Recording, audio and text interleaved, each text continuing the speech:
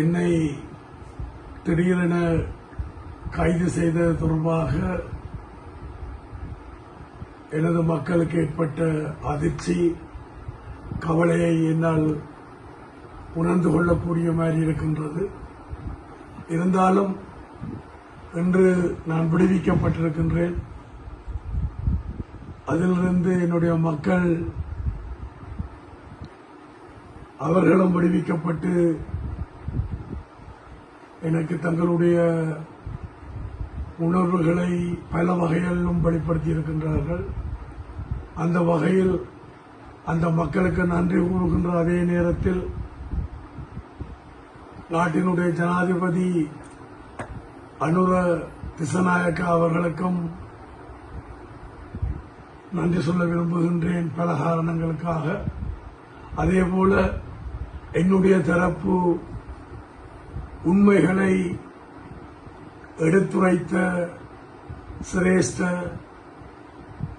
ஜனாதிபதி சட்டத்தரணி சாலிய பீரிஸ் அவர்களுக்கும் அவரது குழுவினருக்கும்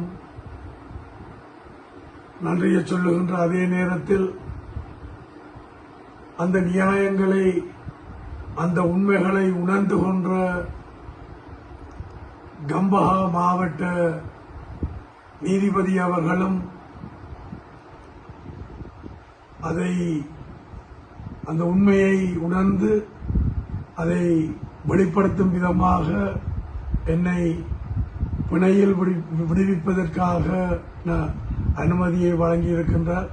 அந்த வகையில் அவர்களுக்கும் இந்த சந்தர்ப்பத்தில் நான் எனது நன்றியை கூற கடமைப்பட்டிருக்கின்றேன். எனது அரசியல் நடவடிக்கைகள் தொடரும்.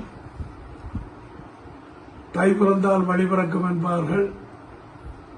கடந்த காலத்தில் எங்களுக்கு கிடைத்த வாய்ப்புகளை பயன்படுத்தி எங்களுடைய மக்கள் எதிர்கொள்ளுகின்ற 3 வகையான பிரச்சனைகள், அரசியல் உரிமை பிரச்சனை, அபிவிருத்தி, அன்றாட பிரச்சனை, இதுகளுக்கான தீர்வுகளை, முன்மொழிவுகளை நாங்கள் முன்னெடுத்திருந்தோம்.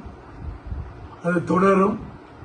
அதேபோல வர இருக்கின்ற சந்தர்ப்பங்களில் எமது மக்கள் நம்பிக்கையை இழக்காமல் தங்களுடைய உணர்வுகளை புரிந்து கொண்டவர்களை